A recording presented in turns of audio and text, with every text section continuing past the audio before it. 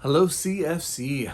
Great to be able to connect to you guys. We're in the midst of a great week. VBS is going strong. Been able to, be able to share with these kids tomorrow.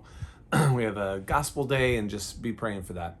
But anyway, today our Bible study was out of the early parts of Genesis, the fall, Noah, and the Tower of Babel. And Anna Marchbanks asked a great question.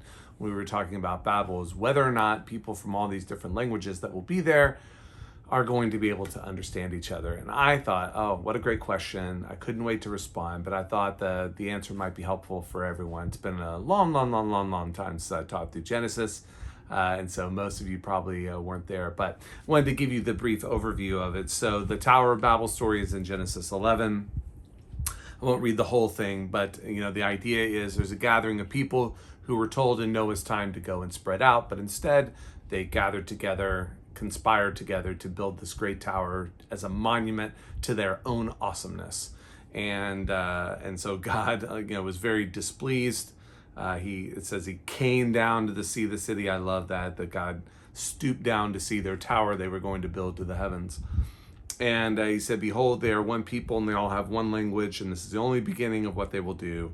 So come, let us go down and therefore confuse their language so that they may not understand one another's speech. So God, if they weren't going to spread out on their own, God spreads them out by confusing their language and basically creates the whole idea of nations and people groups. So we have one race, the human race, with different levels of melanin in our skin, but ultimately meant to be bound together in the good order of creation. But because of sin, we're separated by these different, categories that we use. Anyway, so we have this promise that there will be some from every tongue, tribe, and nation who will be in heaven with us. So the gospel will go forth to the world, and that it's not just confined to God's people, the Israelites, but it's opened up to all. Okay, so that is the background. Well, then fast forward after the death and resurrection of Christ, and he's ascended, and people have gathered together, and this is what we find happening in Acts 2. So this is Pentecost, 50 days after the crucifixion and resurrection of Jesus. Okay, so when they were all together in one place, suddenly there came from heaven a sound like a mighty rushing wind, and it filled the entire house where they were sitting, and divided tongues as a fire appeared to them and rested on each one of them. And they were all filled with the Holy Spirit and began to speak in other tongues as the Holy Spirit gave them utterance. Now, there were dwelling in Jerusalem Jews, devout men from every nation under heaven.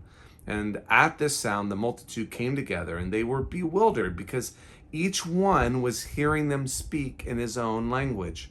And they were amazed and astonished, saying, are not all these who are speaking Galileans? Basically, aren't they just stupid country boys? And how is it that we hear, each of us in his own native language? Parthians and Medes and Elamites and residents of Mesopotamia and Judea and Cappadocia, Pontus and Asia, Phrygia from Pamphylia, Egypt and parts of Libya belonging to Cyrene, and visitors from Rome, both Jews and proselytes, Cretans and Arabians, we hear them telling in our own tongues the mighty works of God, and they were amazed and perplexed. So we have this beautiful picture after the death and resurrection of Jesus, even before heaven, of what the power of the gospel will do, will unite us back together. So even that division of language from Babel is overcome in Pentecost. That now that division of language is overcome by what we would call the gift of tongues. So the Holy Spirit comes down, and what I believe the Bible's record is it's a way for the gospel to go forth across cultural and language barriers, that now people were proclaiming the gospel and it was being heard simultaneously, people from different places who spoke different languages, and yet they were hearing it in their own language. And so I think that kind of thing is going on today. We have missionaries and Bible translators who are being able to go out and gifted by the Spirit of God to overcome these pretty significant barriers. I mean, we're talking about some cultures that don't even have a written language, and yet the power of the gospel goes forth. The truth of the gospel lands on these cultures through the work of the Spirit, through these people who are willing to go. And so, will we be able to understand each other in heaven? Absolutely. Why? Because of the power of the Spirit of God who overcomes that division. And now we are unified in our perfection. Sin no longer will bother us, but now we will be unified again. So, great question, Anna.